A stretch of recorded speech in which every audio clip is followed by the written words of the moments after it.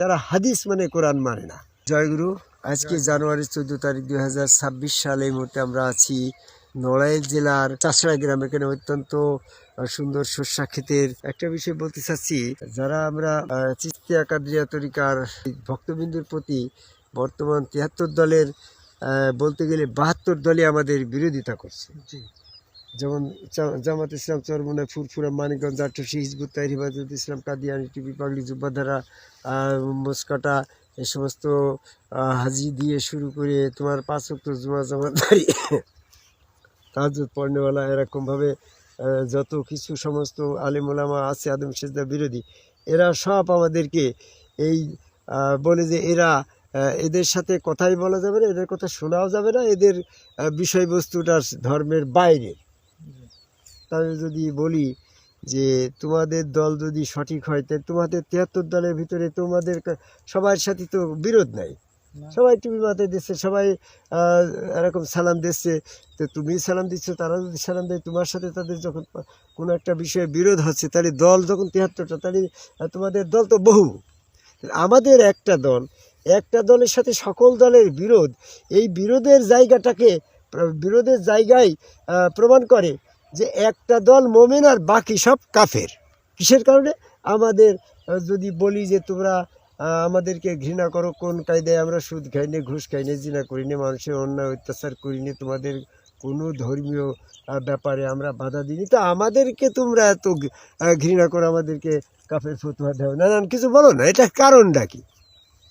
কারণ বলছে তোমরা এই যে চুলদারি মোছরাই কিছু জয়গুরু বলো, হ্যাঁ, এরকমভাবে জন্মান্তরবাদে বিশ্বাস করো, তোমরা হাদিস মানো না, এরকমভাবে তোমরা গুরুকেই রসুল বলো, রসুল রূপে আল্লাহ বিশ্বাস করি, সেখানে সেজদা করো। এই কারণেই তোমরা তোমাদের এই জিনিসটা পছন্দ নেই। তো বলছে তাহলে আমরা যে আদম এই যে কার্যক্রমগুলো করি, এই কার্যক্রমগুলোই তোমরা বাধা দাও কেন? আমরা তো তোমাদের নামাজ পড়ায় বাধা দিইনি, আমরা তো তোমাদের রোজা করায় বাধা দিই, তা আমাদের এই আদম সেজদায় তুমি বাধা দাও কেন?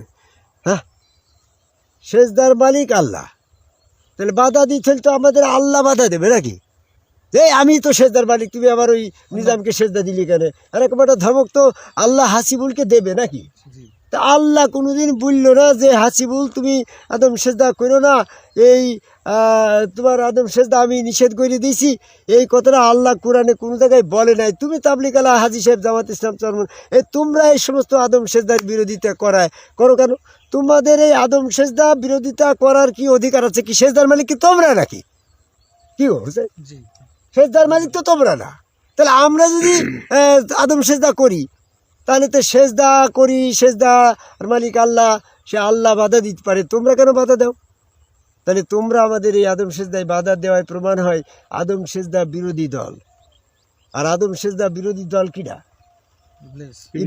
ইবলিস আদম সেজদা না করে কাফের হয়ে গেছে না? সূরা বাকারা 34 নম্বর আয়াত। আদম সেজদা না করে ইবলিস কাফের হয়েছে। ইবলিসের গাছওয়ালা কাজ, ইবলিস হচ্ছে এটা সহ্য করতে পারে না। তাই আমরা যখন আমার গুরুকে সেজদা করি, গুরুরূপে আল্লাহকে সেজদা করি, তখন তোমাদের গাছওয়ালে তোমরা বিরোধিতা করো, নানান রকমের মব সৃষ্টি করে, হ্যাঁ, মারধর করে, এরকম লাশ পুড়িয়ে তুমি তুলে নিয়ে এসে পোড়াও। তো তোমাদের কত রাগ নাকি? তো আদম সেজদার করার নিষেধাজ্ঞা দেবে আল্লাহ, তোমরা তো আল্লাহ না, তোমরা কেন আদম সেজদার বিরোধিতা করো? তোমরা হচ্ছে শয়তান। এই আদম সেজদার বিরোধিতা করার এটা প্রমাণ হয় যে তোমরা সব শয়তান। এই শয়তান তারাই যারা আদম সেজদার বিরোধিতা করে, আদম সেজদা করে না, তাদের চিনবা কি করে? তারা মোচ কাটি ফেলে, টুপি মাথায় দেয়, তারা জুব্বা পরে, তারা আজান শুনে মসজিদে দৌড় দেয়, তারা হাদিস মানে কোরআন মানে না, কোরআনটার কোনো তত্ত্বই তারা জানে না, মানেও না, হাদিস নিয়ে টানা হাসটা করে বেড়ায়। এই জন্য আমি সংক্ষিপ্ত পরিসরে বলতে চাচ্ছি, যারা আদম সেজদা করো, তারা ওপেন সেজদা করো, তোমার এই পথটাই আল্লাহর পথ, কারণ আল্লাহ পছন্দ করে আদম সেজদা।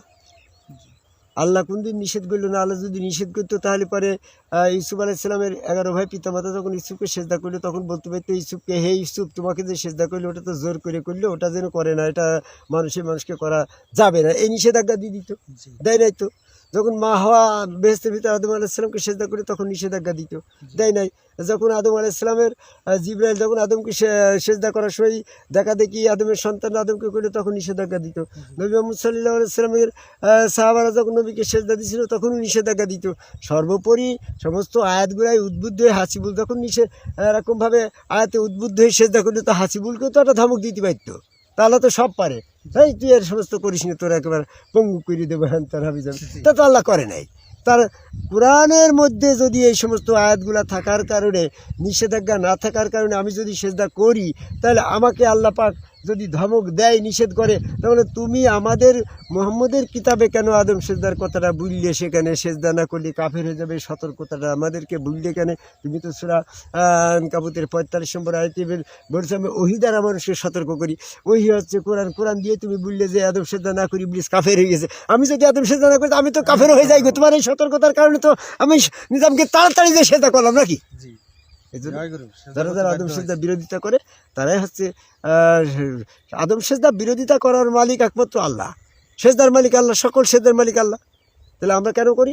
আমরা রসুলের মধ্যে, রসুলের হাত, আল্লাহর হাত, রসুলের পাল্লার পর রসুল স্রোতের ভিতরেই আমার স্বয়ং আল্লাহ বিশ্বাস করি, সেই আল্লাহকেই সেজদা করি।